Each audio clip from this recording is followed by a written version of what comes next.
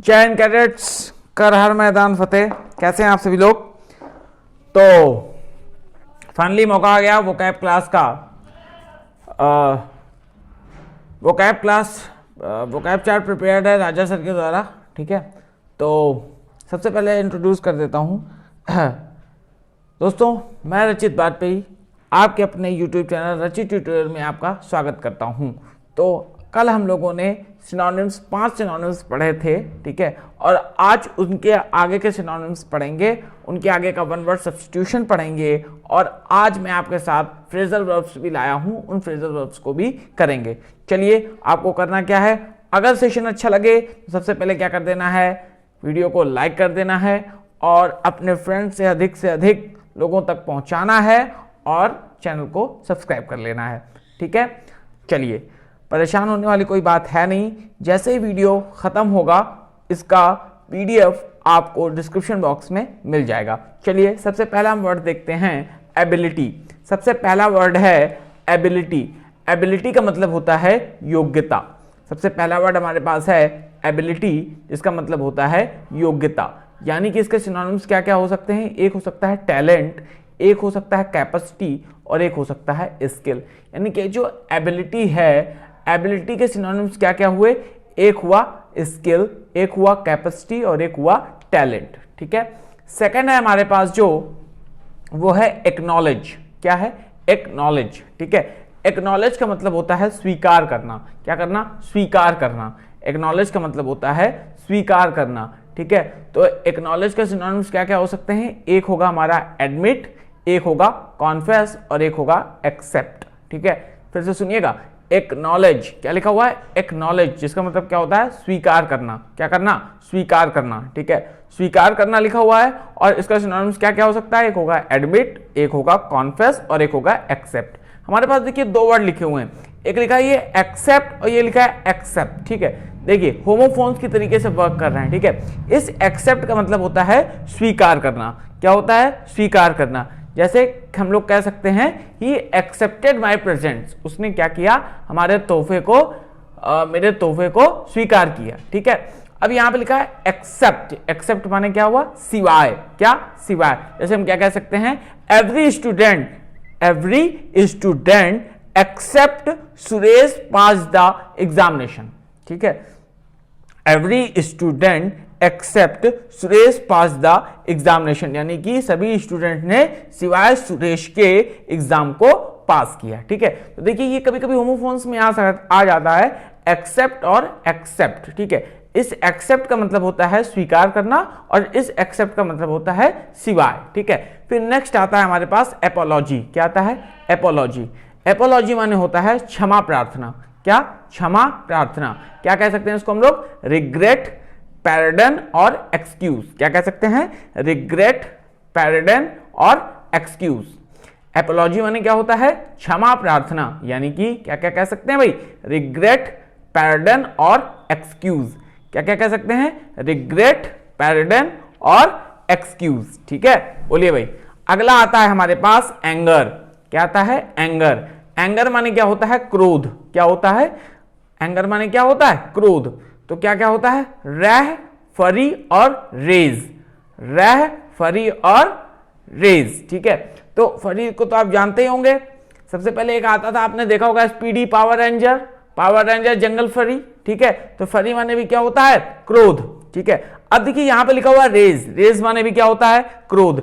अब इस रेज से मिलते हुए दो वर्ड और हैं, इनको भी हम क्या पढ़ते हैं? रेज, और ये भी क्या है? रेज। ठीक है, इस रेज का मतलब होता है उठाना और इस रेज का मतलब होता है नष्ट करना। यानी कि RAISE, रेज माने उठाना, और RAZE, रेज माने नष्ट करना। जैसे हम लोग क्या कह सकते हैं?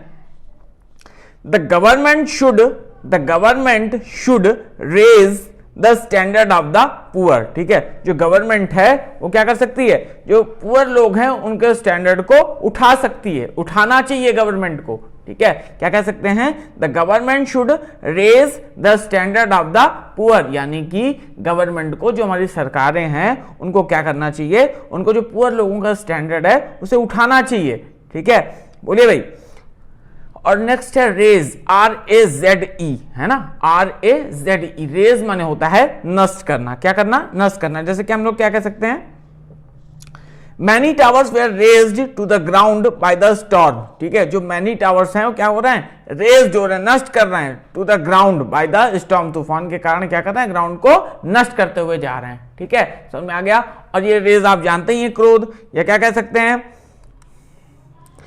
ठीक है, कि in a fit of rage he beat his brother, यानी कि गुस्से में आकर, क्रोध में आकर उसने अपने क्या किया, भाई को पीटा। तो समझ गया ना, एंगर का क्या हुआ, क्रोध, क्रोध का रह, मतलब एंगर का क्या हुआ सिनोनिम्स, रह, फरी और रेज। ठीक है, रेज से मिलते जुलते 3 वर्ड मिल गए। इस रेज का मतलब क्या हुआ, उठाना, और इस रेज का मतलब नष्ट करना। इस रेज में हमने क्या बताया, the government should raise the standard of the poor. ठीक है, गवर्नमेंट को क्या करना चाहिए, जो गरीब लोग हैं उनके स्टैंडर्ड को क्या करना चाहिए, रेज करना चाहिए, उठाना चाहिए, है ना भाई। सेकंड चीज क्या है, रेज, यानी कि नष्ट करना। हमने क्या बताया, many towers were razed, many towers were क्या, razed to the ground by the storm. ठीक है, अच्छा अगला आता है हमारे पास एडेप्ट। एडेप्ट मतलब क्या होता है, चतुर। एडेप्ट मतलब क्या होता है, चतुर होता है। क्या होता है, चतुर। ठीक है, एडेप्ट माने चतुर। ठीक है, एडेप्ट का क्या क्या हो सकता है, एक हो सकता है सिनोनिम्स, प्रोफिशिएंट, क्या हो सकता है, प्रोफिशिएंट, एक हो सकता है एक्सपर्ट और एक स्किलफुल। एडेप्ट का क्या क्या हो सकता है भाई, प्रोफिशिएंट, एक्सपर्ट और स्किलफुल।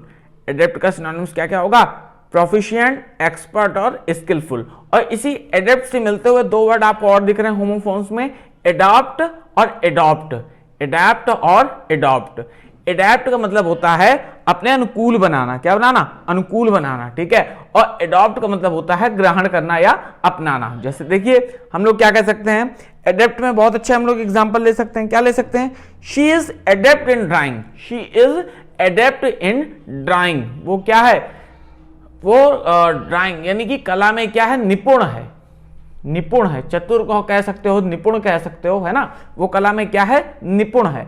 और एडॉप्ट का मतलब क्या होता है, अनुकूल बनाना। क्या करना, अनुकूल बनाना। जैसे हम लोग क्या कह सकते हैं, we should adopt our self. We should adopt, क्या कह सकते हैं भाई, we should adopt our self to the changing conditions. हम लोग को क्या करना चाहिए, हम लोग जो परिस्थितियां चेंज हो रही हैं उनके हम लोगों को अपन लोगों को स्वयं के अनुकूल बना, उन परिस्थितियों के अनुकूल बनाना चाहिए। ठीक है, क्या कह सकते हैं हम लोग, we should adopt ourselves to the changing conditions. ठीक है, यानी कि हम लोग को क्या करना चाहिए, जो परिस्थितियां चेंज हो रही हैं उसके अनुकूल अपने आप को बनाना चाहिए। ठीक है, फिर आता है एडॉप्ट। एडॉप्ट माने ग्रहण करना या अपनाना। ठीक है, या गोद लेना भी आप समझ सकते हैं। जैसे क्या कह दिए, जैसे कह दे, क्या कह दे, ही हैज एडॉप्टेड अ सन। ठीक है, ही हैज एडॉप्टेड अ सन, उसने क्या किया, एक लड़के को, एक बेटे को क्या किया, अपनाया, गोद लिया, ग्रहण किया। ठीक है, तो चीज मुझे लगता है समझ में आपको आ गई होगी।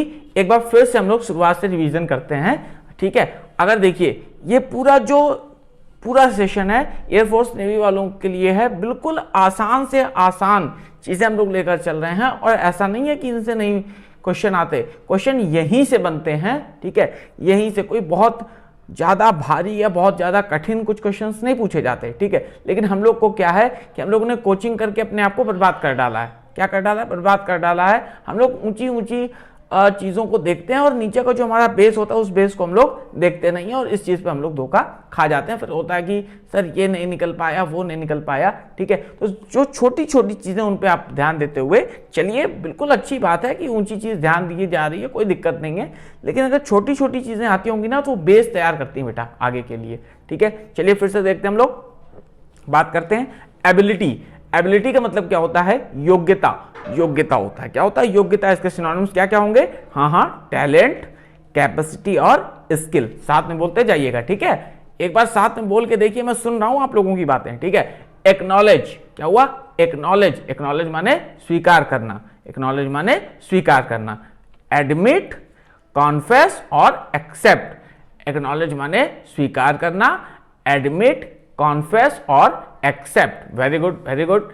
अगला है एपोलॉजी। एपोलॉजी माने क्षमा प्रार्थना। इसका क्या होगा, एक होगा रिग्रेट, एक होगा पैराडन, एक होगा एक्सक्यूज। क्या होगा, रिग्रेट, पैराडन और एक्सक्यूज। अगला है एंगर, एंगर का मतलब क्रोध, क्रोध यानी गुस्सा, रह, फरी और रेज, ठीक है। इस रेज से मिलते जुलते दो वर्ड और हैं, एक है रेज और एक है रेज। रेज का मतलब होता है उठाना और इस रेज का मतलब होता है नष्ट करना, ठीक है, वेरी गुड। अगला है एडेप्ट, एडेप्ट माने चतुर या निपुण, ठीक है। क्या क्या हो सकता है, प्रोफिशिएंट, एक्सपर्ट और स्किलफुल, प्रोफिशिएंट, एक्सपर्ट और स्किलफुल। और इस एडेप्ट से मिलते हुए दो वर्ड और हैं, एक है एडाप्ट और एक है एडॉप्ट, ठीक है। तो मुझे लगता है आपको ये 5 सिनोनिम्स और अच्छे से समझ में आ गए होंगे। देखिए टेंशन लेने की कोई बात नहीं है, अगर आप लोग देखिए समझना आप लोगों के लिए काफ़ी है। अगर आप लोग समझ रहे हैं उसके बाद डाउनलोड करने के लिए आपको नीचे ऑप्शंस मिल जाएंगे, वहाँ पे आप इसको डाउनलोड कर सकते हैं PDF नोट्स में, ठीक है। चलिए आगे हम लोग बात करेंगे किसकी, वन वर्ड सब्स्टिट्यूशन की। किसकी बात करेंगे, वन वर्ड सब्स्टिट्यूशन की, ठीक है। सुनिएगा भाई, the science of vegetable life, यानी कि जो वेजिटेबल, वेजिटेबल का मतलब क्या हुआ, फूल, पत्ती, सब्जियां, इन सब के बारे में जो साइंस होती है उसे हम क्या कहते हैं, उसे हम कहते हैं बॉटनी। बॉटनी को क्या कहते हैं हिंदी में, वनस्पति विज्ञान। यानी कि जो वेजिटेबल लाइफ के बारे में जो साइंस हो उसे हम क्या कहते हैं भाई, बॉटनी कहते हैं। क्या कहते हैं, बॉटनी कहते हैं, ठीक है। The science which treats of life, और वो साइंस जो क्या करे, जो लाइफ को ट्रीट करे, जो लाइफ के बारे में समझाए, यानी कि जो क्या बताए, जो वेजिटेबल के बारे में नहीं, इस जीवों के बारे में बताए, उसे हम कहते हैं बायोलॉजी, यानी कि जीव विज्ञान।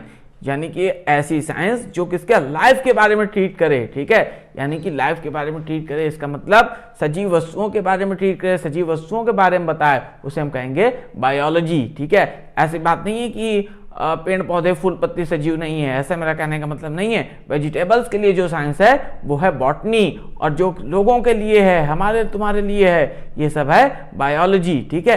एन असेंबली ऑफ लिसनर्स, ठीक है। आपने सुना होगा कि एन असेंबली ऑफ लिसनर्स यानी कि जो श्रोता यानी जो सुनने वाले हैं उनकी भीड़ हो, देखने वालों की भीड़ हो, दर्शक की भीड़ हो, सुनने वालों की भीड़ हो। आपने एक चीज सुनी होगी, आपने कॉमेडी शो देखा होगा, द कपिल शर्मा शो। अब तो भाई क्या लगा हुआ है, अब तो लॉकडाउन लगा हुआ है, तो फिर वहां पे शूटिंग वैसे तो हो नहीं पाती। नहीं, वहां पर जिन लोगों को बुलाया जाता है उसे क्या कहते हैं, ऑडियंस कहते हैं। क्या कहते हैं, ऑडियंस। ऑडियंस माने श्रोतागण, यानी कि वो सब लोग सिर्फ जोक सुनने के लिए बुलाए गए हैं, है ना, तो वो लोग क्या हैं, ऑडियंस हैं, ठीक है। अच्छा, नेक्स्ट है festival of the 100th anniversary, यानी कि कोई अगर फेस्टिवल है, कोई एक ऐसा मतलब जो 100th एनिवर्सरी है उसको अगर हम धूमधाम से मनाएं, यानी कि उसको अगर हम त्योहार के तरीके मनाएं, तो उसे हम क्या करेंगे, क्या कहेंगे, सेंचुरी, यानी कि शताब्दी। क्या कहेंगे, शताब्दी। क्या कहते हैं, शताब्दी कहते हैं, ठीक है। अच्छा, अगला है a man who eats human flesh, यानी कि एक ऐसा इंसान, ठीक है, जो आदमी का मांस खाए, आदमी को खाए, ठीक है, उसे हम क्या कहते हैं, कैनिबल, यानी कि नरभक्षी, ठीक है। चलिए एक बार फिर से हम लोग वन वर्ड सब्स्टिट्यूशन को अच्छे से देखेंगे। The science of vegetable life, the science of vegetable life, जिसे हम लोग क्या कहते हैं भाई, botany. The science which treats of life, उसे हम क्या कहते हैं, बायोलॉजी, यानी कि जीव विज्ञान। एन असेंबली ऑफ लिसनर्स, उसे हम क्या कहते हैं, audience. Festival of the 100th anniversary, उसे क्या कहते हैं, सेंचुरी, यानी कि शताब्दी। क्या कहते हैं भाई, शताब्दी। A man who eats human flesh, यानी कि a man who eats human flesh, उसे हम कहते हैं कैनिबल, यानी कि नरभक्षी, ठीक है। अब आपके सामने आज फ्रेजल वर्ब्स है कम की, ठीक है। इस कम फ्रेजल वर्ब्स को हम पूरा अच्छे से समझते हैं। देखिए सबसे पहले अगर हमारे पास कहीं लिखा है कम आउट, क्या लिखा हुआ है, कम आउट, तो कम आउट का मतलब होता है प्रकट होना। क्या होना, प्रकट होना, यानी कि इंग्लिश में हम क्या कह सकते हैं, टू अपीयर। क्या कह सकते हैं, टू अपीयर। जैसे क्या कह दिया जाए, the book come out after the death of the author, ठीक है। बुक कब मिली, कब प्रकट हुई, कब दिखी, जब जो उसका ऑथर था वो मर गया, उसकी मृत्यु हो गई, उसके बाद बुक बाहर आई, ठीक है। यानी कि बुक कब प्रकाशित हुई, ये कह सकते हैं कि जब उसके ऑथर की डेथ हो गई तब बुक आई, ठीक है। कम डाउन, कम डाउन माने गिरना। Prices are not come down, यानी कि महंगाई इतनी बढ़ रही है कि अब जो चीजों के दाम है वो नीचे नहीं गिर रहे हैं, जो चीजों के दाम हैं वो नीचे नहीं गिर रहे हैं। क्या लिखा है, कम डाउन मतलब गिरना, prices are not come down. अगला हमारा आता है come up to. Come up to का मतलब क्या होता है, लगभग होना, यानी कि अमाउंट टू या समान होना, टू बी इक्वल, है ना। कम अप टू का मतलब क्या होता है, लगभग होना, यानी कि लगभग है, ठीक है, या समान है। जैसे क्या कहते हैं, हिज डेप्ट come up to the 5000 rupees, ठीक है, जो उसका डेप्ट है यानी कि जो उसका कर्जा है अब वो लगभग 5000 के आसपास हो गया या 5000 के लगभग हो गया है, ठीक है, समझ में आ रही ना बात। अगला है कम राउंड। कम राउंड का मतलब होता है सहमत होना। क्या होना भाई, सहमत होना। जैसे क्या कह दिया जाए, I hope he will come round to your view, मैं आशा करता हूं कि वो तुम्हारे व्यू से क्या होगा, सहमत होगा। I hope he will come round to your view, मैं ऐसी आशा करता हूं कि वो तुम्हारे किससे, पॉइंट ऑफ व्यू से, तुम्हारी सोच से क्या होगा, सहमत होगा। और कम अबाउट का मतलब होता है घटित होना या हैपन, ठीक है, जिसको इंग्लिश में क्या कहते हैं, हैपन, या क्या कह सकते हैं, I can not tell you how it come about, I was not there, मैं तुम्हें ये नहीं बता सकता कि ये कैसे हो गया, ठीक है, कैसे हुआ, कम अबाउट कैसे हुआ, मैं वहां पर नहीं था, ठीक है। तो फिर ये चलिए एक बार फिर से हम लोग देखते हैं फ्रेजल वर्ब्स को, फिर यार फिर से देखते हैं भाई। चलिए देखिए, कम आउट, कम आउट माने प्रकट होना यानी कि टू अपीयर। कम डाउन मतलब गिरना। और कम अप टू मतलब लगभग होना या समान होना, यानी कि अमाउंट टू और to be equal to. Come round का मतलब होता है सहमत होना और कम अबाउट का मतलब होता है घटित होना, ठीक है। ऐसी जानकारी के लिए आप हमारे YouTube चैनल रचित ट्यूटोरियल को सब्सक्राइब कीजिए। और आज का सेशन आपको कैसा लगा प्लीज कमेंट में जरूर बताइए, और जिस चीज की आपको डिमांड है आप बिल्कुल बताइए। और कल का आप बिल्कुल वेट कीजिए, कल आपके लिए बहुत बड़ा सरप्राइज का रिवील होने जा रहा है। मैं रचित वाजपेयी खुद आके उस सरप्राइज को रिवील करूंगा। तब तक ले कैडेट्स, जय हिंद, भारत माता की जय।